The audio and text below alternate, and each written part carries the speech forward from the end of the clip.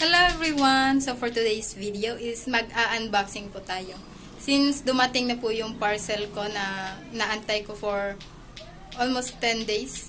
I guess 9 days pala. So samahan nyo ko mag-unboxing ito. So ayan na po. Sinumulan ko na yung pag-unbox.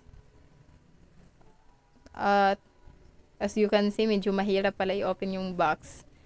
Gamit yung kutsilyo. Ewan ko, tama ba yung term na ginamit ko, kutsilyo. But, anyways, ito na nga, na-open ko na.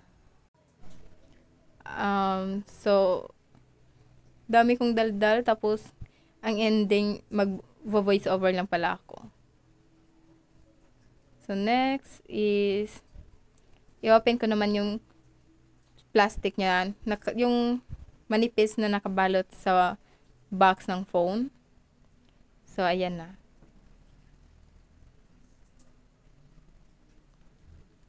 Ayan, super excited ako makita. So, first item is, yung key.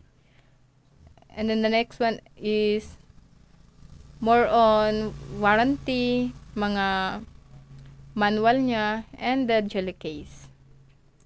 So, ayan na. Tinabi ko lang yung phone kasi excited ako pakita yung charger. At ayun na, sinimulan ko nang i-open yung phone. Pero in fairness guys, yung color ng phone is super ganda, super attractive. Kaya 10/10. So ayun, super ganda talaga. Super excited ako. And anyways, ito na nga. So after ko mabuksan yung phone is nag-screen recording agad ako. Para maipakita ko naman sa inyo kung ano yung laman niya. So, yan. Scroll lang. Punta sa settings. Ayan. It's 256 gig pala to. Ayan. Super inggit naman ako. Anyways, guys. FYI lang, hindi pala sa akin tong phone. Sa kapatid ko pala to. Ako lang nag-unbox. So, ayan na. Super ganda. Naging luma tingnan yung phone ko dahil sa bagong phone niya. So, ayan. Scroll.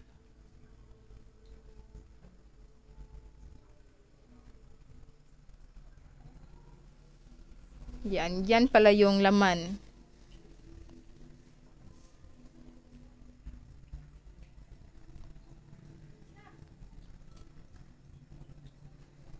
So for now, hindi ko pa talaga siya na-explore, but magbibigay po ako ng feedback once na na-explore ko na lahat.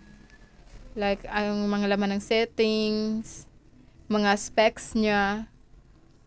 After ko ma-explore lahat, baka lang gagawa ko ng part 2. I-relate ko na naman. So, yan lang guys. Bye. So, for the last time, ito pala yung box. A close-up version sa box. Ayan. Super ganda. And that's it. So, if you like this video guys, please hit the notification button and subscribe. Thank you.